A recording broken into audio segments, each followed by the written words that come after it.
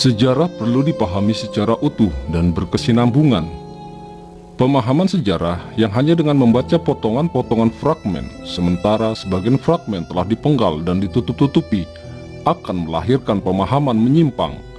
Tidak hanya itu, bahkan bisa memutarbalikkan fakta dalam peristiwa. Hal itu terjadi di tengah bangsa ini dalam memahami sejarah pemberontakan PKI. Jangan bilang PKI tidak bersalah. Peristiwa Madiun 1948 itu ulah biadab PKI.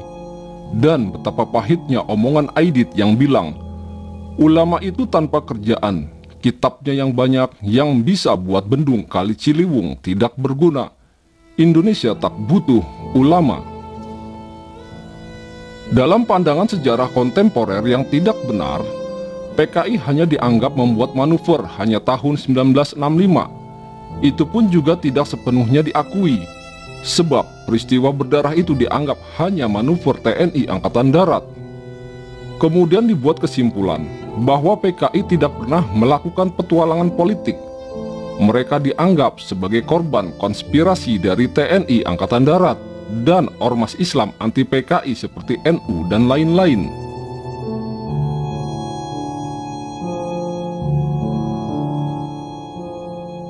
Pemberontakan PKI pertama kali dilakukan tahun 1926, kemudian dilanjutkan dengan pemberontakan Madiun 1948, dan dilanjutkan kembali pada tahun 1965 adalah suatu kesatuan sejarah yang saling terkait. Para pelakunya saling berhubungan. Tujuan utamanya adalah mengkomuniskan Indonesia dengan mengorbankan para ulama dan aparat negara.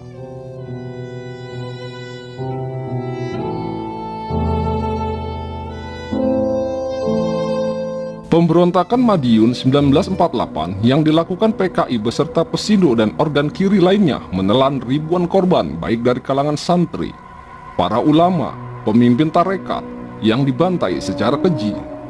Selain itu, berbagai aset mereka seperti masjid, pesantren, dan madrasah dibakar. Demikian juga kalangan aparat negara baik para birokrat, aparat keamanan, polisi, dan TNI banyak yang mereka bantai saat mereka menguasai Madiun dan sekitarnya yang meliputi kawasan strategis Jawa Timur dan Jawa Tengah. Anehnya, PKI menuduh pembantaian yang mereka lakukan itu hanya sebagai manuver Hatta, padahal jelas-jelas Bung Karno sendiri yang berkuasa saat itu bersama Hatta mengatakan pada rakyat bahwa pemberontakan PKI di Madiun yang dipimpin Musso dan Amir Syarifuddin itu sebuah kudeta untuk menikam republik dari belakang. Karena itu harus dihancurkan. Korban yang begitu besar itu ditutupi oleh PKI. Karena itu, tidak lama kemudian Aidit menerbitkan buku putih yang memutarbalikan fakta pembantaian Madiun itu. Para penulis sejarah termakan oleh manipulasi Aidit itu. Tetapi rakyat, para ulama dan santri sebagai korban tetap mencatat dalam sejarahnya sendiri. Karena peristiwa itu dilupakan, maka PKI melakukan agitasi dan propaganda intensif sejak dimulainya kampanye pemilu 1955, sehingga suasana politik tidak hanya panas tetapi penuh dengan ketegangan dan konflik. Berbagai aksi teror dilakukan PKI. Para kiai dianggap sebagai salah satu dari setan desa yang harus dibabat. Kehidupan kiai dan kaum santri sangat terteror, sehingga mereka selalu berjaga dari serangan PKI. Fitnah, penghinaan, serta pembunuhan dilakukan PKI di berbagai tempat, sehingga terjadi konflik sosial yang bersifat horizontal antara pengikut PKI dan kelompok Islam, terutama NU. Serang menyerang terjadi di berbagai tempat ibadah, pengerusakan pesantren dan masjid dilakukan, termasuk perampasan tanah para kiai, bahkan pembunuhan pun dilakukan.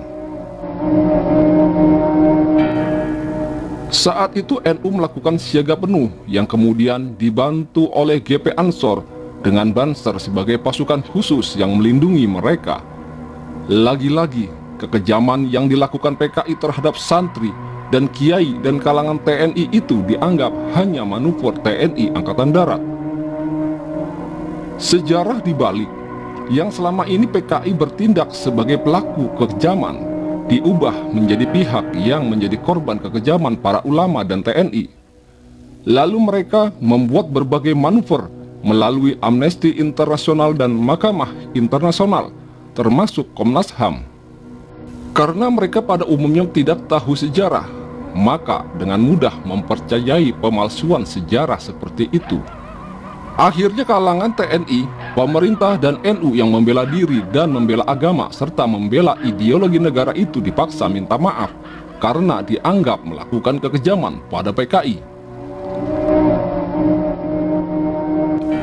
PKI telah menciptakan suasana sedemikian tegang sehingga sampai pada situasi to kill or to be killed, membunuh atau dibunuh dalam sebuah perang saudara. Oleh karena itu, kalau diperlukan perdamaian, maka keduanya bisa saling memberi maaf, bukan permintaan maaf sepihak sebagaimana mereka tuntut. Karena justru kesalahan ada pada mereka dengan melakukan agitasi serta teror bahkan pembantaian. Pemahaman sejarah yang menyimpang ini harus diluruskan karena telah menyebar luas, bahkan tidak sedikit kader NU yang berpandangan demikian. Karena itu harus diluruskan, karena ini menyangkut peran politik NU ke depan.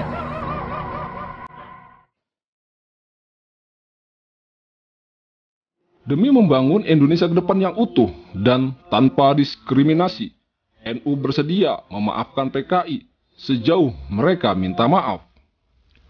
NU boleh memaafkan PKI, tetapi sama sekali tidak boleh melupakan semua petualangan PKI agar tidak terjerumus dalam lubang sejarah untuk ketiga kali.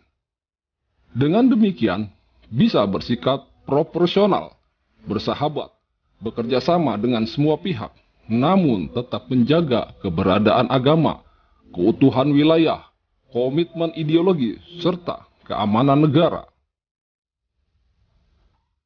Itulah penjelasan yang menguatkan sesuai fakta yang pernah terjadi, bahwa pembantaian dimulakan oleh orang komunis. Jangan sampai kita terpengaruh dengan propaganda yang sedang dibangun orang-orang yang mengatakan bahwa PKI hanyalah korban politik. Padahal tidaklah demikian, karena daftar kekacauan dan kekejaman yang dilakukan orang-orang komunis sudah sangat banyak di negeri ini. Sehingga orang yang tidak sepakat dengan komunis, keluarga, ulama, santri, aparat negara yang pernah menjadi korban kebiadaban PKI sangat marah dan melakukan pembalasan pada tahun 1965. Tidak ada api jika tidak ada asap. Komunis tidak akan bisa tumbuh di negeri ini. Semoga kita dan generasi muda tercerahkan dengan informasi ini.